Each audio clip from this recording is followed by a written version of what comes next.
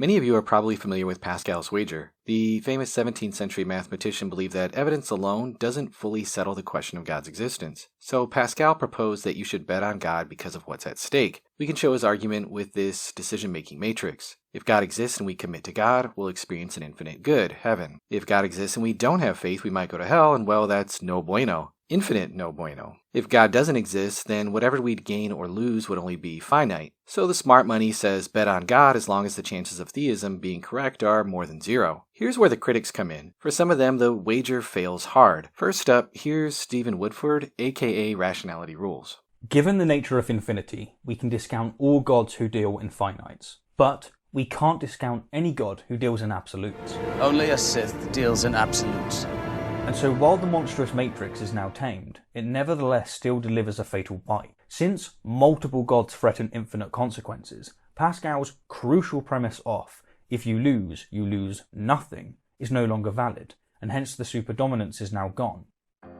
Even if we presume, for no good reason, that one of these Sith gods exist, no matter which specific Sith god you wager on, if you lose everything.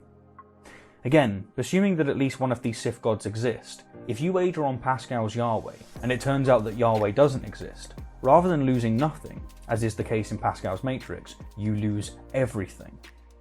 Likewise, if you wager on Allah, and it turns out that, say, Osiris exists, then it's the eternal lake of fire for you, my friend. Now, since you stand to lose no matter what Sith god you bet on, Pascal's wager utterly crumbles. It is revealed for what it is, a con. And as a cherry on top, notice that we haven't even mentioned the fact that Christianity alone has over 33,000 denominations, and that many of them insist that followers of the other denominations are going straight to hell.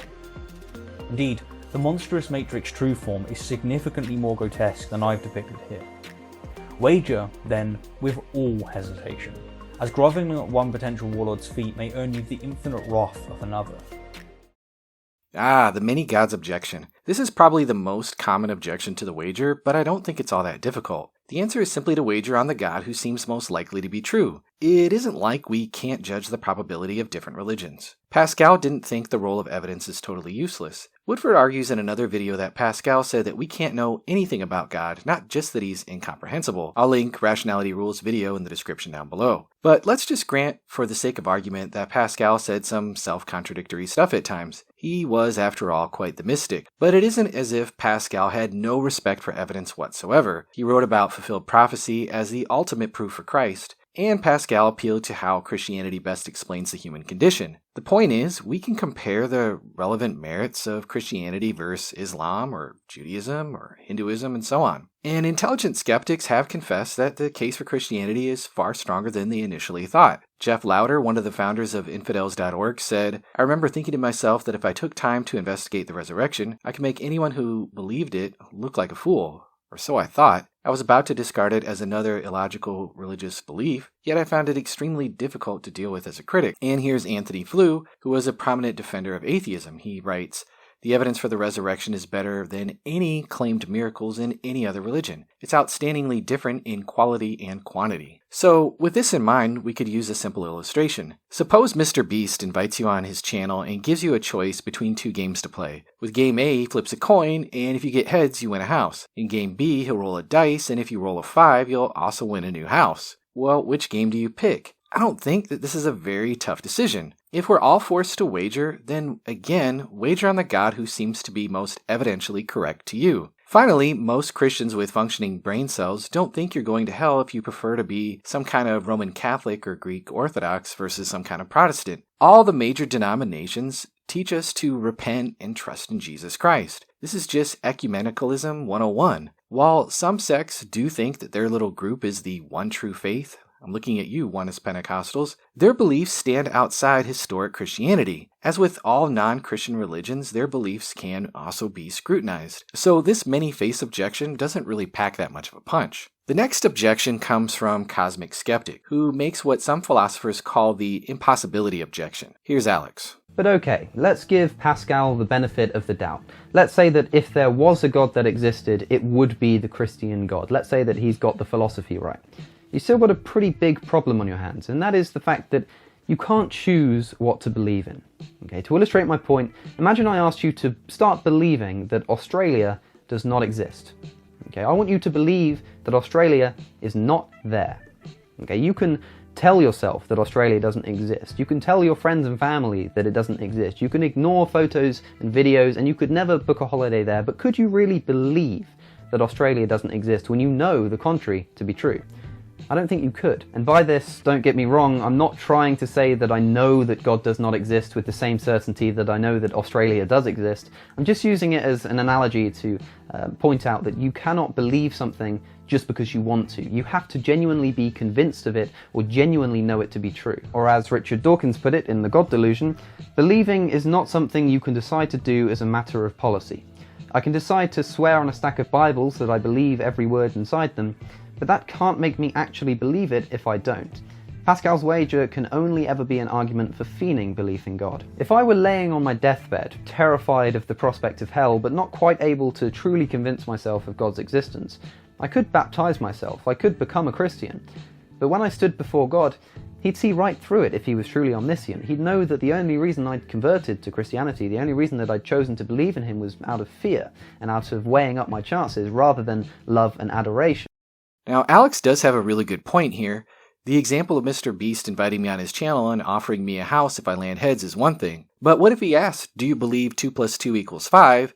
If so, you win the house. I couldn't just choose to believe that. But we can easily frame the wager in terms of actions and not beliefs. And some have argued that's precisely the approach that Pascal had in mind. Pascal's argument gives you a reason to commit to God with your actions. So wager by going to church, praying, reading the Bible, throwing yourself into the religious community, reading the best thinkers that Christianity has to offer. Pascal thought that if you seek God, you'll likely gradually come to honestly believe. Maybe God will give you an awareness of his presence. That's precisely what happened to Pascal. Or perhaps you'll come to see that there really are good arguments for the existence of God after all. This isn't about lying to yourself or God. It's just an honest, God, if you're there, I'm serious about this thing. I don't deserve you, but I humbly ask you to reveal yourself to me. Compare this attitude to many modern-day skeptics who get most of their information about Christianity from YouTube atheists Bart Ehrman, Richard Carrier, or the Skeptic's Annotated Bible. Finally, do you really stand to lose nothing? Drew McCoy, aka Genetically Modified Skeptic, begs to differ. Here's Drew.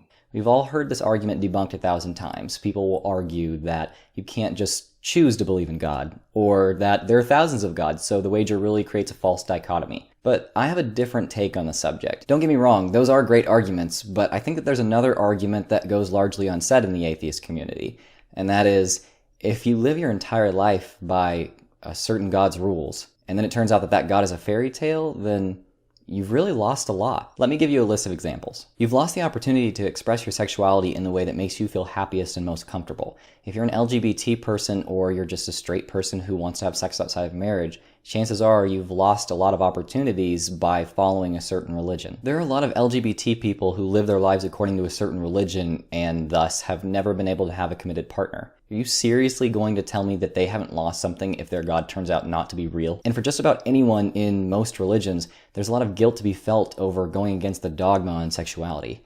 If you follow just about any given religion, you're risking a guilt-free sex life. Drew goes on to say there is a whole other host of things that you stand to lose out on, like not having to tithe under compulsion, or spending your Sundays sleeping in, or dressing as modestly as you want, eating bacon or whatever you want to eat, and becoming a more tolerant and less judgmental person. So yeah, wow, there's a lot that I could really say here. But what if Christianity doesn't turn you into a prudish, judgmental fun hater? And what if monogamy was actually better for you than all the physical and emotional baggage that stems from sleeping around? Psychologists like Dan Gilbert tell us that human beings are notoriously bad at forecasting what is really going to make them happy. And what if what we think will really make us happy and fulfilled turns out to be wrong? Sure, I understand that someone looking for a lifelong commitment with someone of the same sex needs to weigh this into their decision making. So maybe they'll want to take more time looking at the evidence before committing, but rather than looking within our ex-evangelical and atheist circle of friends on social media,